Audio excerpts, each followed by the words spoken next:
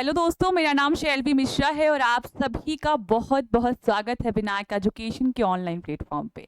तो जैसा कि हम रिमाइंडर थ्योरम पढ़ रहे थे, यानी कि शेषफल प्रमेय पढ़ रहे थे, आज उसके फर्स्ट वीडियो पे, फर्स्ट लेक्चर पे हमने बेसिक मेथड से कैसे हम शेषफल निकाल सकते हैं, रिमाइंडर निकाल सकते हैं, उनके बारे में हमने चर्चा की। हमने कई प्रश्न भी हल किए उससे संबंधित। आज कुछ और मेथड्स, कुछ थ्योरम के बारे में हम चर्चा करेंगे जिनकी मदद से हम शेषफल निकाल सकते हैं।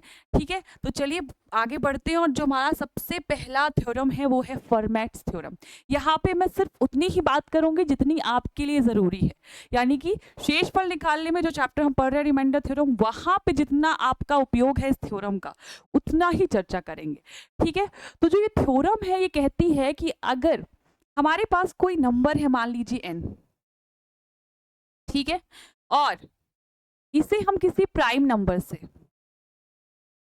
किसी अभाज्य संख्या से विभाजित करते हैं। कोई नंबर हमारे पास है, उसे हम किसी अभाज्य संख्या से विभाजित करते हैं और इसकी जो पावर है इस नंबर की, वो इस अभाज्य संख्या से एक कम है।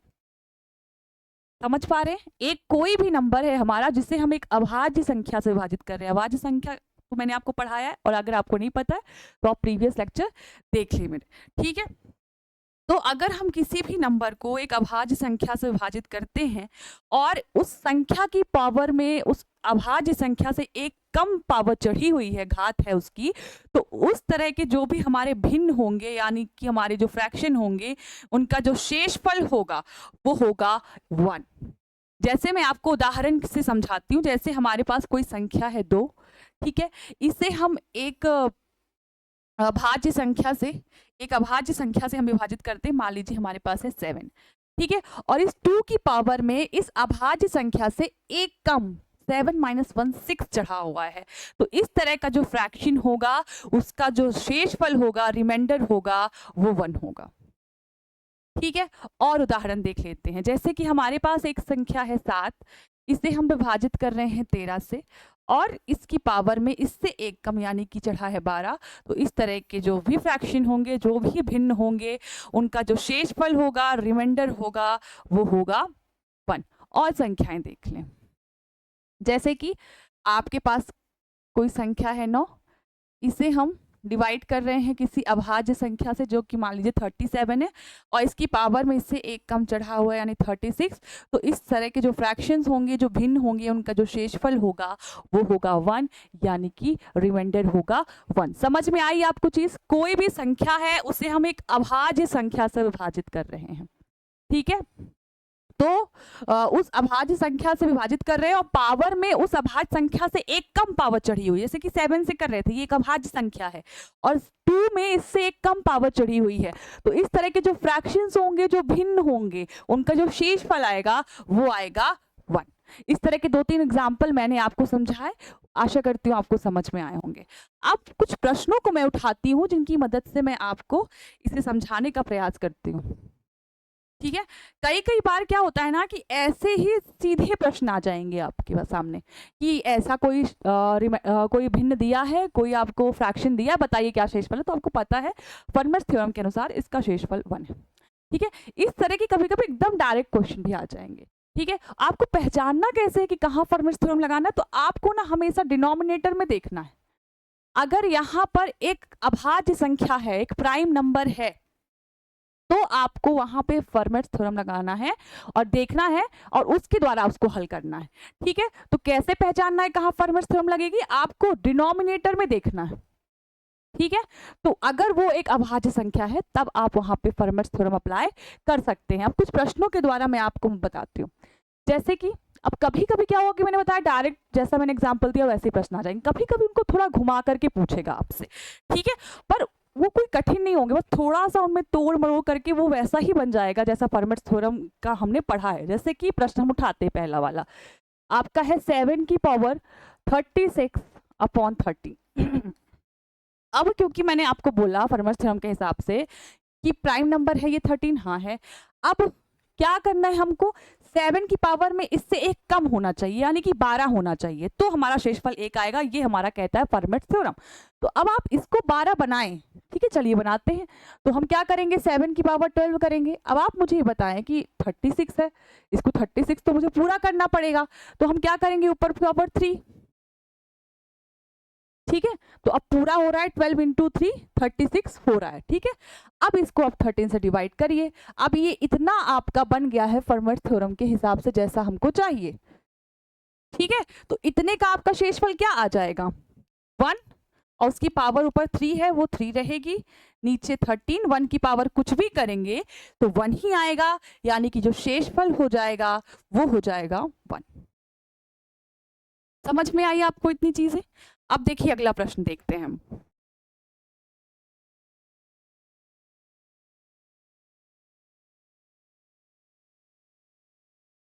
अगला प्रश्न है 7 की पावर 24 अपॉन 30। फिर से वही है, डिनोमिनेटर में आपका एक अभाज्य संख्या है, एक प्राइम नंबर है, तो यहाँ पे आप फर्मेट थ्योरम चेक करेंगे पहले तो। अब आप देखें कि हमें अगर इसमें फर्मेट थ्योरम के हिसाब से हमें सॉल्व करना है तो हमें यहाँ पे इससे एक कम संख्या यानी कि 12 चाहिए, 7 की पावर में, 7 की घात में। तो आप 12 बनाइए उसको, 7 की पावर 12। अब यहाँ पे क्या आप इंटू करेंगे कि 24 बन जाए, तो पावर 2, 12 2 24 अपॉन 13। अब इतने में हमको पता है कि फर्मेट थ्योरम के हिसाब से इतना जो आपका शेषफल हो गया वो 1 हो गया, यानी 1 और 1 की पावर ऊपर बची हुई 2 चढ़ी है, ठीक है। 13, 1 की पावर कुछ भी करो 1 ही आएगा, यानी कि आपका रिमाइंडर आ गया, शेषफल आ गया 1। तो ऐसे आपको थोड़ा सा उसमें घुमा करके रख देगा, ठीक है। तो आपको थोड़े से उसमें तोड़ मरोड़ करने हैं, थोड़ा सा उसको एडजस्ट करना है, और वो वैसा ही बन जाएगा जैसे हमें चाहिए, ठीक है। और हमारा फॉर्मेट थ्योरम उसमें अप्लाई हो जाएगा, ठीक है। तो आप समझ पा रहे हैं कैसे मैंने किया। अगला प्रश्न उठाते हैं।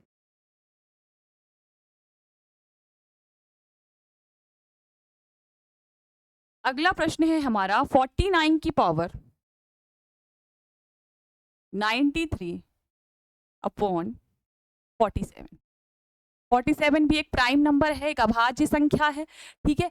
अब आप ये देखिए कि ऊपर 93, अब आप मुझे ये बताइए कि 93 में से हम, एक सेकेंड, ये 46 रहा होगा, आई थिंक थोड़ा गड़बड़ है यहाँ पे, हाँ, इसको आप 46 कर लें, ये 46 है, ठीक है, 47 नहीं है। तो अब आप मुझे ये बताएं कि इस 93 में से हम कितने 46 बना सकते हैं। देखिए मैं क्या कहना चाह रही हूँ। तो 49 की पावर 46 एक लिखा आपने, फिर नहीं नहीं सही था, आई थिंक ये क्वेश्चन ना सही था, मैंने शायद कुछ यहाँ पे 47 ही सही है, 47 ही सही है, ठीक है। अभी आप ध्यान से देखें तो क्या है, 49 की पावर 93 अपॉन 47, है ना। अब फर्मेट थ्योरम के हिसाब से हमको पावर में बनाना है 46, 49 की पावर में इससे एक कम बनाना है 46। अब आप ये देखिए कि हम 93 में से कितने 46 बना सकते हैं। तो देखिए 49 की पावर 46 लिखेंगे हम, ठीक है। एक और बनाइए 49 की पावर 46, ठीक है। 46 प्लस 46 कितना हो गया, 92, यानी 93 में से 92 पावर्स हमने लिख दी 49 की, कितनी बची, एक और बची, एक और 49 पावर 1 लिख दीजिए, ठीक है। अब ये पूरा आपका किससे हो गया, 47 से आपको करना है। अब फर्मेट थ्योरम के हिसाब से इतना आप देखें पहले, ठीक है, प्राइम नंबर है, इसकी पावर में इस प्राइम नंबर से एक कम 46 चढ़ा हुआ, यानी कि इसका शेषफल आ जाएगा 1, इतने का। अब आप इतने फिर से देखें 47 है और इसकी पावर में इससे एक कम चढ़ा हुआ यानी 46, इसका भी फर्मेट थ्योरम के हिसाब से शेषफल बना जाएगा। अब बचा 49, तो उसको वैसा ही लिख दीजिए, ठीक है। अब 49 यहां से क्या आ जाएगा, 49 अपॉन 47। अब आप 49 को 47 से डिवाइड करिए तो 1 टाइम्स जाएगा, है ना। यहाँ पे मैं करके भी दिखा देती हूँ, 49 को 47 से डिवाइड करिए, 1 टाइम्स जाएगा, कितना आ गया, 2 आ गया रिमाइंडर, यानी कि यहाँ पे आपका जो शेषफल आ गया वो आ गया 2, यानी कि रिमाइंडर आ गया 2। समझ में आई इतनी चीजें आपको, ठीक है। तो आशा करती हूँ ये चीजें आपको समझ में आ गई होंगी। एक और क्वेश्चन हम आपको करते हैं और एक लास्ट वाला आप करिएगा, ठीक है।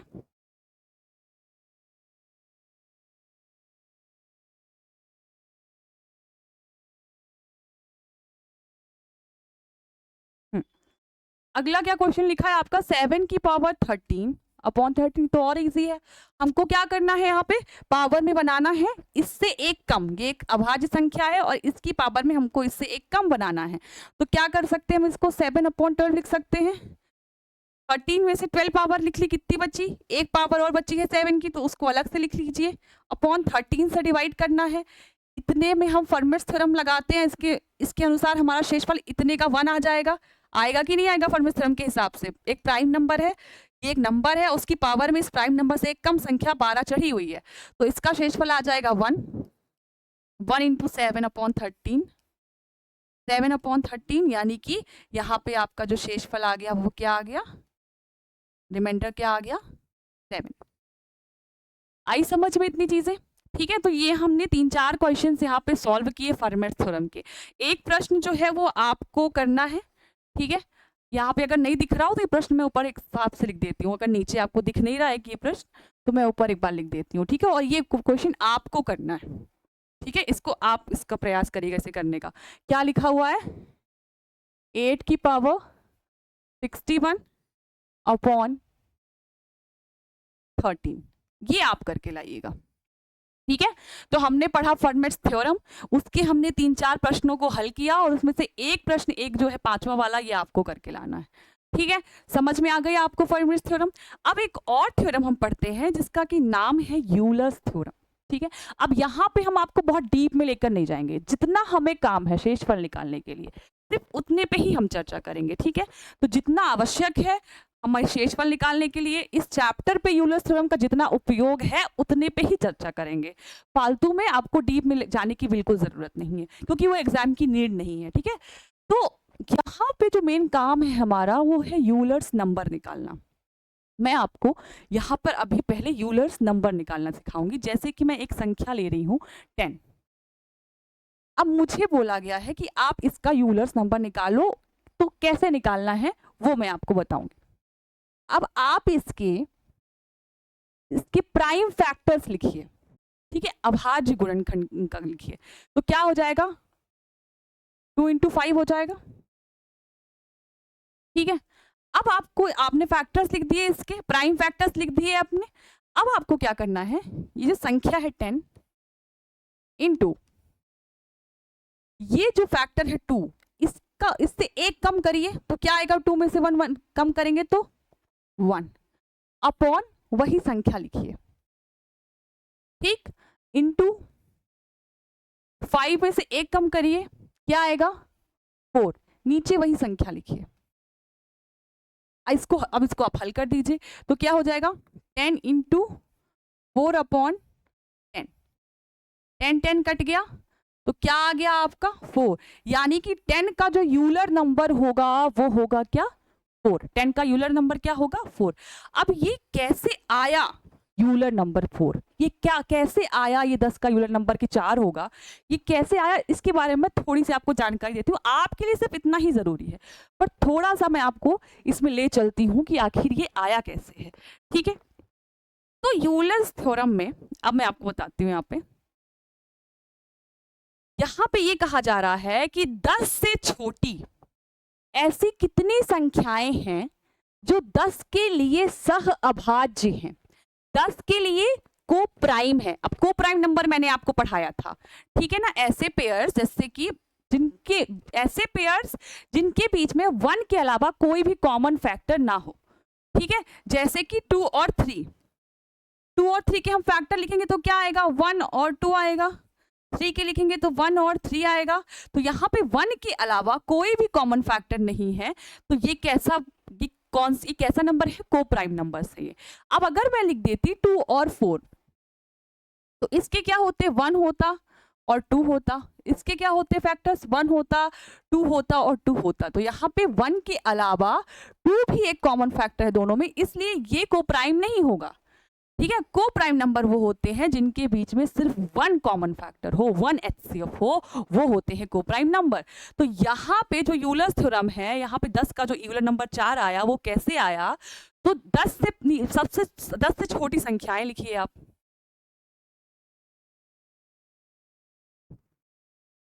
अब 10 से छोटी ऐसी कितनी संख्याएं हैं जो 10 के लिए सह अभाज्य हैं, यानी 10 के साथ उन संख्याओं के बीच में वो दोनों आपस में को प्राइम होने चाहिए। जैसे पहले मैं 10 और 9 का पेयर ले लेती हूं, ठीक है। 10 के फैक्टर्स क्या होंगे, 1 2 और 5। 9 के फैक्टर्स क्या होंगे, 1 3 और 3। तो यहाँ पे 1 के अलावा क्या कोई कॉमन फैक्टर है, नहीं है, यानी कि एक पहली संख्या हो गई 9 जो 10 के साथ सह अभाज्य है, 10 के साथ को प्राइम है।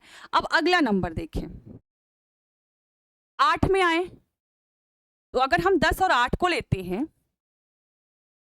तो 10 के फैक्टर क्या होंगे, 1 होगा, 2 होगा, 5 होगा।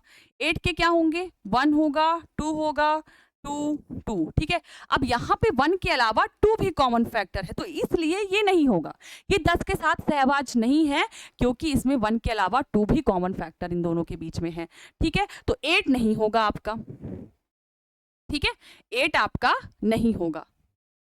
अब दूसरा देखें, आगे देखें, 10 और 7 का देखें। 10 और 7, हाँ ये हो जाएगा, क्योंकि इसके कॉमन फैक्टर 1, इसके फैक्टर्स 1 2 5 होंगे और इसका 1 और 7 होगा, इनके बीच में 1 के अलावा कोई कॉमन फैक्टर नहीं है, यानी कि जो दूसरा आपका हो जाएगा वो संख्या कौन सी हो जाएगी, 7 हो जाएगी, जो 10 के साथ सह अभाज्य है। 10 के साथ क्या है, सह अभाज्य है। ऐसी दूसरी संख्या कौन सी हो जाएगी, 9। पहली 7, ठीक है, पहली कौन सी थी, 9, और दूसरी हो गई 7। 6 नहीं होगा, ठीक है, 6 क्यों नहीं होगा, आप भी देखिए। 10 के फैक्टर मैंने बताए क्या होंगे, 1 2 5। 6 के क्या हो जाएंगे, 1 2 और 3। तो यहाँ पे 1 के अलावा 2 भी कॉमन फैक्टर है, इसलिए जो 6 है वो 10 के लिए सह अभाज्य नहीं होगा, 10 के लिए को प्राइम नहीं होगा, तो 6 भी नहीं होगा, 5 भी नहीं होगा, अभी आप खुद चेक कर लीजिएगा, ठीक है। 5 भी नहीं होगा, 4 भी नहीं होगा, 3 होगा, 2 भी नहीं होगा, 1 होगा। तो 10 से छोटी ऐसी कितनी संख्याएं आपको दिख रही हैं जो 10 के लिए सह अभाज्य हैं, तो 4, 1 2 3 4। कितनी संख्याएं हैं, 4। यही है यूलर नंबर, आई समझ में। तो 10 का यूलर नंबर कहने का मतलब 10 से छोटी ऐसी संख्याएं जो 10 के साथ सह अभाज्य हैं, को प्राइम है, यानी उनके बीच में कोई कॉमन फैक्टर 1 के अलावा ना हो, तो वो 10 से छोटी 4 है, वही है आपका यूलर नंबर। आया आपको इतनी चीज समझ में, ठीक है। तो ये मुझे यहाँ पे समझाना था। अब आप कुछ और संख्याओं का यूलर नंबर आपको निकाल के दिखाती हूँ, जिससे आपको और भी क्लियर हो जाए, ठीक है।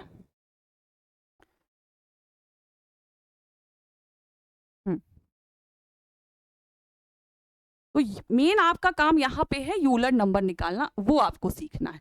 बाकी मैंने जो आपको समझाया वो इसलिए कि आपको थोड़ा पता रहे, जरूरी नहीं है आपको जो इतना मैंने समझाया वो याद रखना, आपको जरूरी नहीं है, आपको यूलर नंबर निकालना आना चाहिए।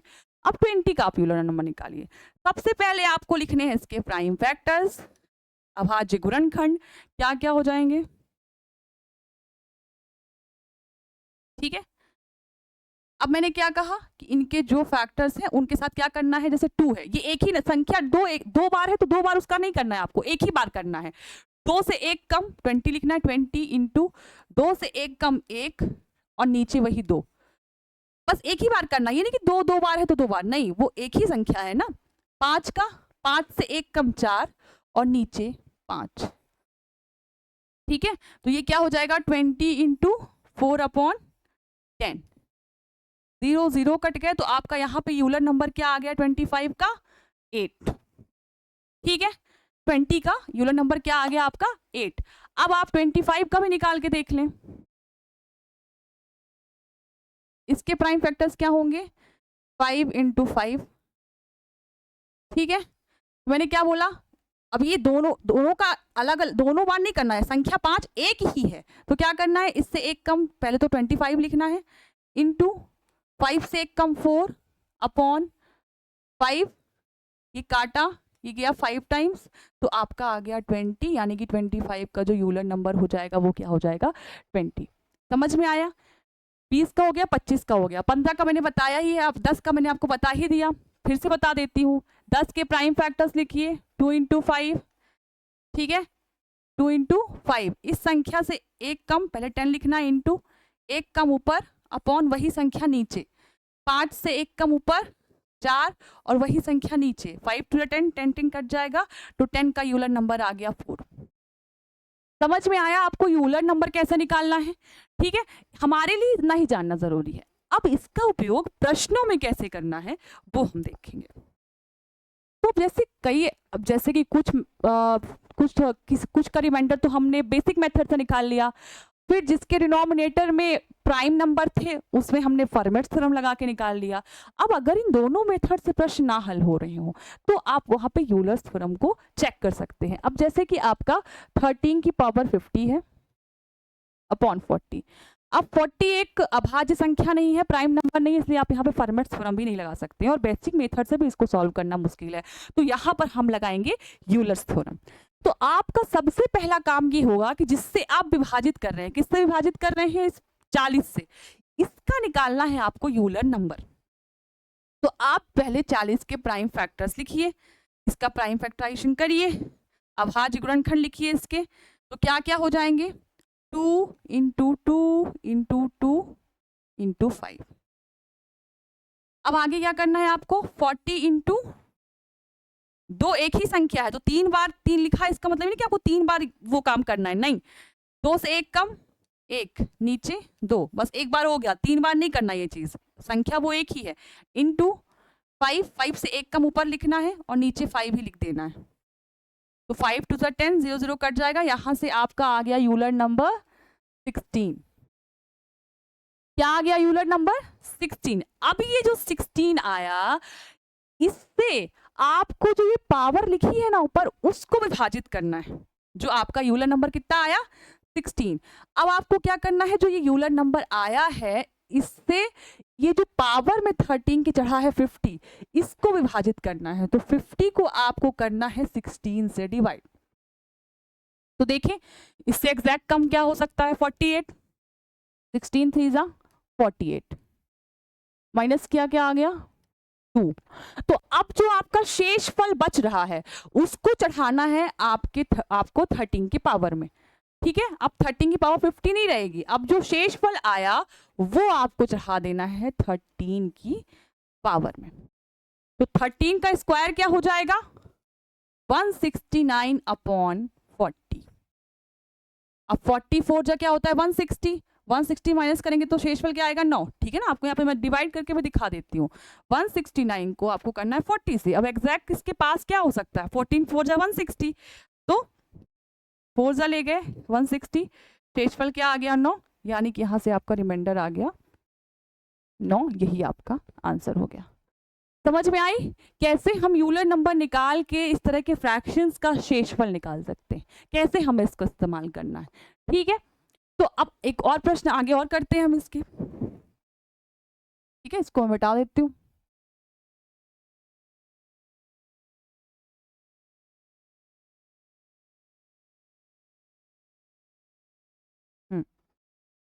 अब देखें, अब आपके पास दूसरा प्रश्न है 49 की पावर 93 अपॉन 47।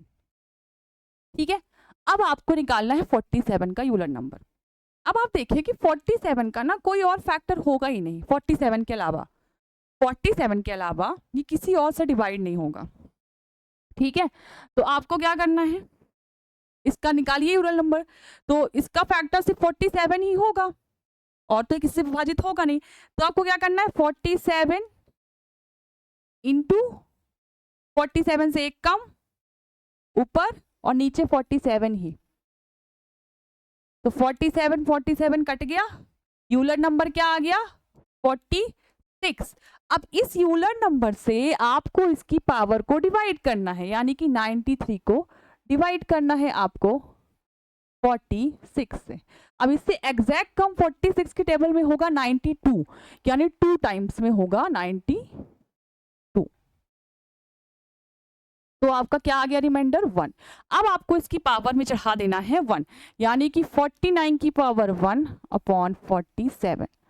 तो 49 को 47 से अगर हम डिवाइड करेंगे तो हमारा रिमाइंडर आएगा 2, शेषफल आएगा आपका 2। समझ में आई इतनी चीज आपको कि कैसे हम यूलर नंबर निकाल के हमें शेषफल निकालना है? ठीक है, तो ये चीजें हैं। अब एक और क्वेश्चन मैं ले लेती हूँ, 2-3 एग्जाम्पल के बाद ना चीजें क्लियर हो जाती हैं। अगला क्या है हमारा, 13 की पावर 127 अपॉन 49। 49 के फैक्टर्स लिखिए, प्राइम फैक्टर्स, 7 इंटू 7। अब क्या करना है, 49 इंटू 7 से 1 कम 6, नीचे 7 कट गया, 7 टाइम्स आ गया 42, यानी कि यूलर नंबर क्या आ गया आपका 42। अब आपको इस पावर को 42 से डिवाइड करना है, यानी 127 को आपको 42 से डिवाइड करना है। अब देखिए इससे एग्जैक्ट कम 42 के टेबल में क्या आएगा, 126 आएगा, है ना, 42 3 तो क्या आ गया रिमाइंडर 1। तो अब आपको इसकी पावर में चढ़ा देना है 1, 13 की पावर 1, 49, यानी कि रिमाइंडर आ गया 1। ठीक है, सॉरी 13 की पावर 1 यानी कि 13। ठीक है, तो रिमाइंडर क्या आ गया आपका 13। ठीक है, तो ये कुछ चीजें हमने अभी कर ली। ठीक है, ये कुछ प्रश्न हमने सॉल्व किए। और हमने आज क्या क्या पढ़ा, हमने फर्मर्स थ्योरम पढ़ा, फर्मर्स थ्योरम के हमने क्वेश्चंस लगाए। ठीक है, फिर हमने आपको यूलर्स थ्योरम बताया, यूलर नंबर कैसे निकालना है और फिर उसका उपयोग प्रश्नों में कैसे करना है वो हमने आपको बताया। ठीक है, और फिर उसके कुछ प्रश्न कराए। एक प्रश्न मैंने आपके लिए फर्मर्स थ्योरम का छोड़ा है और एक प्रश्न मैं आपके लिए यूलर थ्योरम का छोड़ रही हूँ। इन्हें आपको खुद करना है।